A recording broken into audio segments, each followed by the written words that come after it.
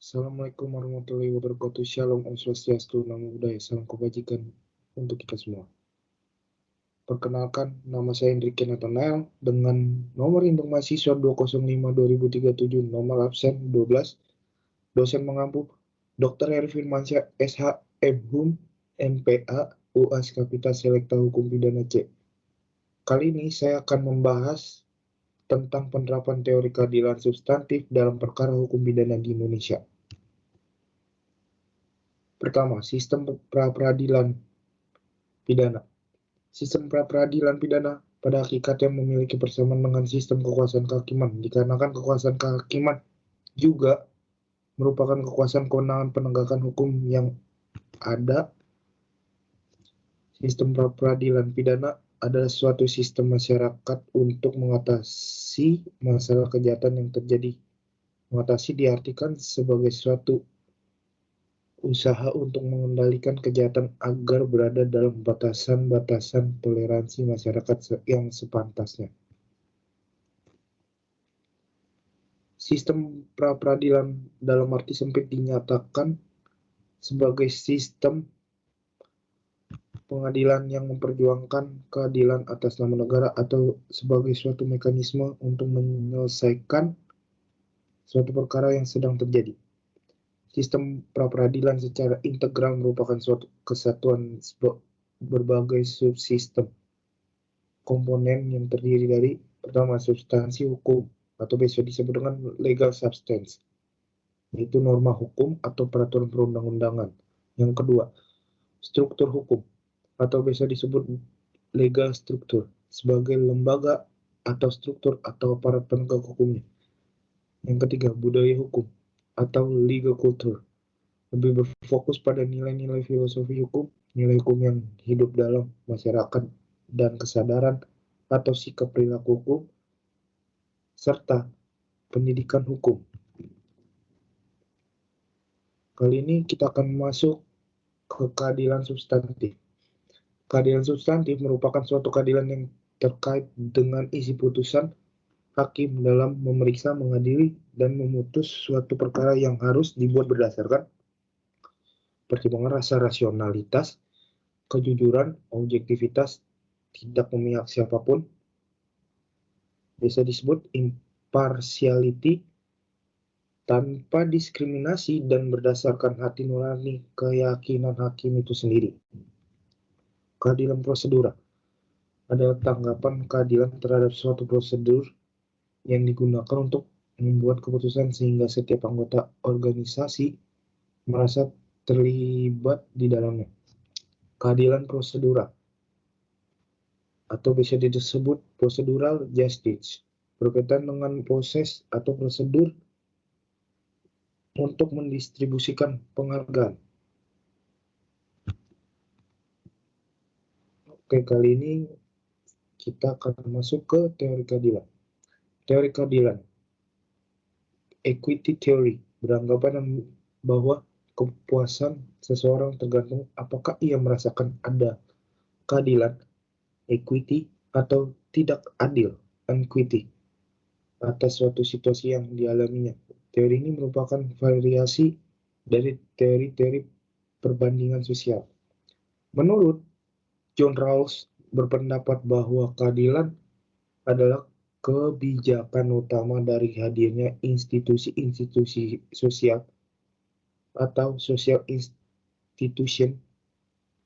Akan tetapi, menurutnya, kebaikan bagi seluruh masyarakat tidak dapat mengesampingkan atau mengganggu rasa keadilan dari setiap orang yang telah memperoleh rasa keadilan, khususnya masyarakat lemah. Keadilan substantif sebagai salah satu kontrol hukum terhadap suatu putusan SP3 dalam suatu perkara korupsi. Korupsi merupakan penyelewengan atau penyalahgunaan uang negara, perusahaan, organisasi, yayasan, dan sebagainya untuk keuntungan pribadi dan orang lain. Dalam pustaka kriminologi, korupsi merupakan salah satu jenis kejahatan white collar crime atau kejahatan kerah putih karena pelakunya adalah orang-orang yang dipersepsikan sebagai orang-orang terkenal namun Mereka lah yang membuat masyarakat semakin susah. Korupsi berkembang menjadi 3 tahap. Yang pertama, tahap elitis. Korupsi menjadi patologi sosial yang khas di lingkungan para pejabat atau elit milenial. Yang kedua, tahap endemi. Korupsi menjangkau masyarakat secara luas dan merata di seluruh lapisan masyarakat di Indonesia. Yang ketiga, tahapan sistemik. Setiap individu dalam sistem tertular dengan penyakit yang serupa, yaitu perbuatan korupsi. Upaya-upaya dalam menanggulangi korupsi perlu dilakukan dengan serius melalui politik kriminal, baik upaya yang bersifat menanggulangi setelah terjadi kejahatan represif, upaya non-penal yang bersifat mencegah terjadinya kejahatan preventif, maupun gabungan dari keduanya. Penyelenggaraan peradilan pidana merupakan mekanisme bekerjanya aparat penegak hukum, mulai dari proses penyelidikan dan penyidikan, penangkapan dan penahanan, penuntutan dan pemeriksaan di pengadilan, bantuan hukum serta putusan pengadilan.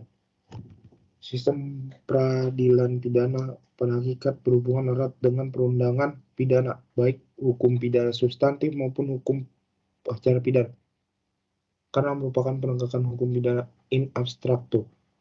Korupsi dianggap sebagai extraordinary crime atau sering dianggap sebagai beyond the law karena melibatkan pelaku kejahatan ekonomi kelas atas dan birokrasi kalangan atas, baik birokrat ekonomi maupun pemerintah. Pra-peradilan. Pra-peradilan merupakan upaya penanggulangan kejahatan yang bersifat penal dengan menggunakan hukum pidana sebagai sarana utama hukum pidana material maupun formal. Tujuan pra-peradilan adalah suatu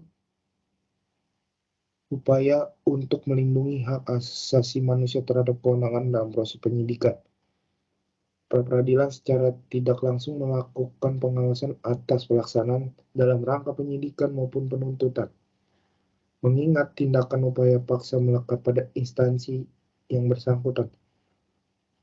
Secara tersirat tujuan pra-peradilan diatur dalam pasal 80 KUHP, yaitu untuk menegakkan hukum, keadilan, kebenaran melalui pengawasan horizontal. Dalam teori dikenal salah satu model perlindungan, yaitu model hak-hak prosedural, the procedure rights model.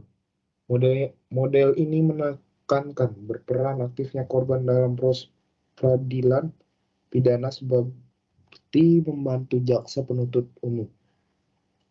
Conditio sine qua non, yaitu suatu negara harus menjamin persamaan setiap individu termasuk kemerdekaan individu untuk menggunakan hak asasinya, mengingat negara hukum lahir sebagai hasil perjuangan individu untuk melepaskan diri dari tindak sewenang-wenang penguasa. Dalam suatu negara hukum berkedudukan dan hubungan individu dengan negara senantiasa seimbang. Hak warga negara untuk mendapatkan perlindungan merupakan positive rights dan jaminan dari hak tersebut terhadap dalam keputusan pasal 28D ayat 1, pasal 28G ayat 1, pasal 28I ayat 2 dan 4 UUD 1945 amandemen kedua tahun 2000.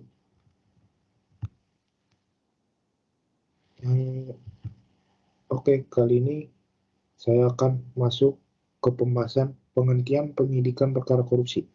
Pertama, kepolisian. Standar operasional prosedur atau biasa kita tahu SOP. Berfungsi membentuk sistem kerja dan aliran kerja yang teratur, sistematis, dan dapat dipertanggungjawabkan antara satuan kerja. Pelaksanaan SOP penghentian penyidikan sebagai berikut. Pertimbangan untuk melakukan penghentian penyidikan perkara. Yang pertama, tidak cukup bukti. Yang kedua, perkaranya bukan perkara pidana. Yang ketiga, pengaduan dicabut bagi delik aduan. Yang keempat, tersangka telah meninggal dunia.